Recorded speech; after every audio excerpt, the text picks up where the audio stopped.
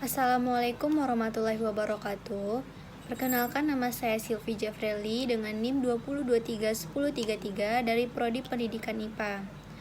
Baiklah, pada video kali ini saya akan mempresentasikan tentang pemanasan global dan perubahan iklim. Apa itu pemanasan global? Pemanasan global adalah meningkatnya temperatur suhu rata-rata di atmosfer, laut, dan daratan di bumi. Penyebab dari peningkatan yang cukup drastis ini adalah pembakaran bahan bakar fosil seperti batu bara dan minyak bumi yang diolah menjadi bensin, minyak tanah aftur, pelumas oli, dan gas alam yang tidak dapat diperbaharui. Pembakaran dari bahan bakar fosil ini melepaskan karbon dioksida dan gas-gas lainnya yang dikenal sebagai gas rumah kaca ke atmosfer bumi.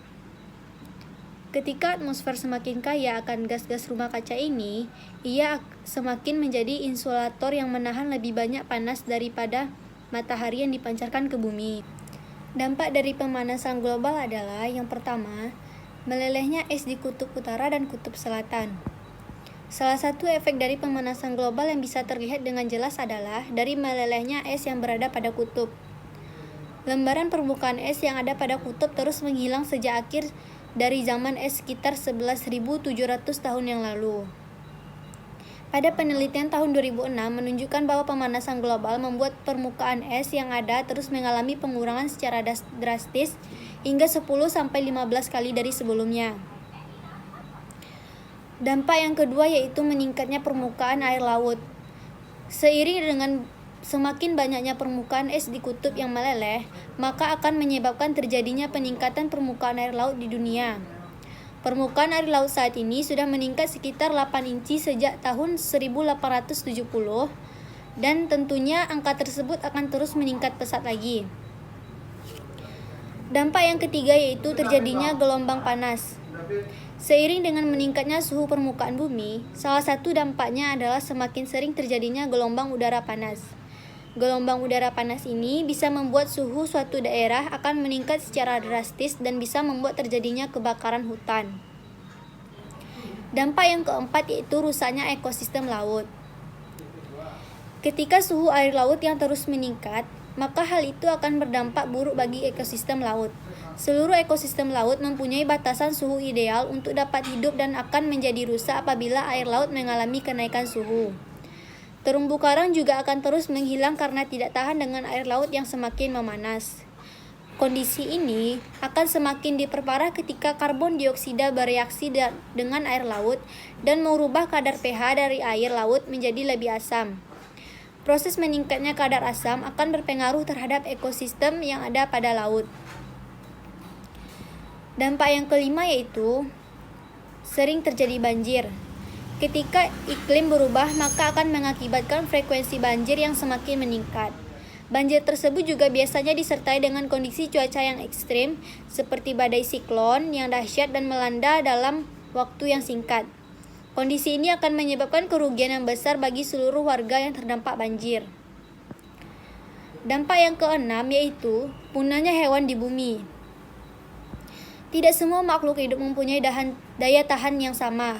Apabila ada hewan yang terpengaruh oleh perubahan iklim, maka habitatnya akan berubah dan mempengaruhi kemampuan hidup dari makhluk tersebut.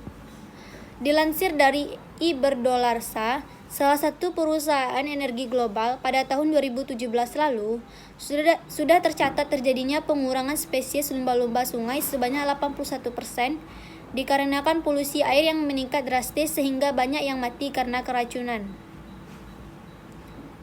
Dampak yang ketujuh yaitu terjadinya pergeseran cuaca.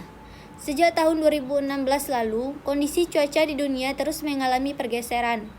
Pada beberapa negara subtropis memiliki kondisi di mana musim dingin yang datang terlambat, bahkan ada beberapa negara yang nyaris tidak mengalami musim dingin sama sekali. Sedangkan di Indonesia, pergeseran cuaca tersebut akan mempengaruhi waktu terjadinya musim hujan. Jika musim hujan bergeser, maka hasil panen bisa menjadi rusak dan gagal tumbuh. Dampak yang kedelapan yaitu erosi garis pantai. Cuaca yang ekstrim diakibatkan oleh pemanasan global bisa memicu terjadinya erosi garis pantai. Luas daratan akan terus berkurang karena kuatnya gelombang arus dari laut. Salah satu pulau di Indonesia yang mengalami erosi pantai terparah adalah Pulau Geser di Maluku. Dalam 60 tahun terakhir, pulau ini telah kehilangan garis pantai sejauh 60 meter. Tidak hanya itu, dengan garis pantai yang semakin berkurang, maka terumbu karang yang hidup bisa menjadi mati dan menghilang. Selanjutnya yaitu penyebab utama dan pengendalian pemanasan global. Yang pertama, penggunaan bahan bakar batu bara secara berlebihan untuk bidang industri dan pembangkit tenaga listrik. Hal ini akan menghasilkan gas sampingan berupa CO2. Gas ini nantinya akan dilepaskan ke udara dalam bentuk emisi. Yang kedua yaitu penggunaan bahan bakar kendaraan bermotor yang menghasilkan gas CO, CO2, dan H2O. Yang ketiga yaitu penggunaan CFC pada kulkas maupun AC. CFC merupakan senyawa kimia yang digunakan sebagai pendingin di dalam kulkas maupun AC. Penggunaan CFC secara berlebihan bisa mengakibatkan penipisan lapisan ozon. Molekul CFC bersifat ringan sehingga mudah berikatan dengan molekul ozon. Jika CFC dan ozon bereaksi, lapisan ozon akan semakin tipis. Yang keempat yaitu pembakaran hutan secara besar-besaran yang akan memproduksi gas CO2 sehingga penahan radiasi sinar matahari. Yang kelima yaitu penggunaan pupuk non-organik yang akan menghasilkan gas NO2 yang akan dilepas ke udara. Yang keenam, limbah kotoran sapi dapat menghasilkan gas CO2 dan metana. Selanjutnya yaitu dampak pemanasan global terhadap Indonesia. 1. Pemanasan global yang terjadi di Indonesia dapat mempengaruhi ekosistem makhluk hidup di Indonesia. Terlebih lagi, Indonesia merupakan negara maritim sehingga terdapat berbagai SDA baik di laut maupun yang ada di darat. Pemanasan global tersebut mengakibatkan punahnya berbagai jenis flora dan fauna yang ada di Indonesia. Selain itu, pemanasan global menyebabkan kenaikan suhu global, sehingga siklus air dan kelembapan udara menjadi terganggu.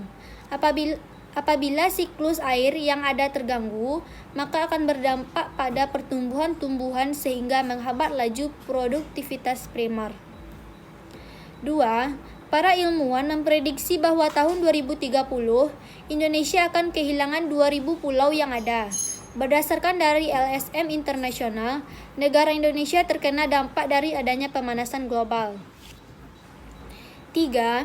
Suhu udara meningkat atau memanas dikarenakan adanya pembakaran hutan setiap tahunnya untuk digantikan sebagai pembangunan infrastruktur negara, perluasan lahan kelapa sawit maupun untuk kepentingan pribadi. 4. Musim hujan dan musim panas akan mengalami perubahan jangka waktu.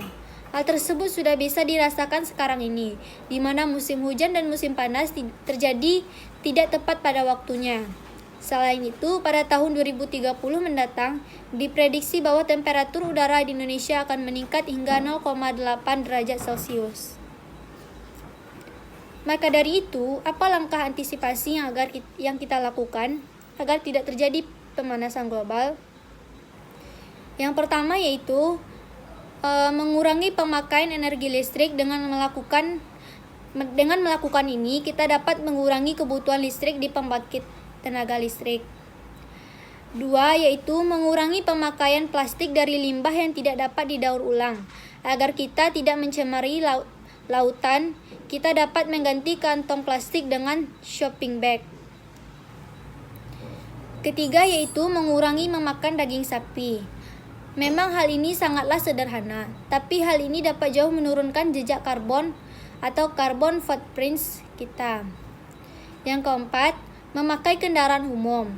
Beralih dari kendaraan pribadi ke kendaraan umum dapat mengurangi jejak karbon dioksida yang kita hasilkan. 5. Menanam pohon. Dengan melakukan ini, kita dapat mengurangi kandungan karbon dioksida di atmosfer. Selanjutnya kita masuk ke pembahasan perubahan iklim atau climate change. Perubahan iklim adalah perubahan variabel iklim, khususnya suhu udara dan curah hujan yang terjadi secara berangsur-angsur dalam jangka waktu yang panjang sekitar 50-100 tahun intercentennial. Keterkaitan antara climate change dengan munculnya konflik memang tidak bisa dilihat secara langsung, melainkan perlu ditelusuri dari akar konflik itu sendiri, di mana sebagian konflik yang terjadi selalu melibatkan perebutan sumber daya yang sedikit yang telah menipis akibat adanya climate change, serta ketersediaan lahan yang sudah tidak subur akibat terjadinya degradasi lingkungan. Baiklah, hanya itu yang dapat saya sampaikan. Mohon maaf apabila ada kesalahan. Assalamualaikum warahmatullahi wabarakatuh.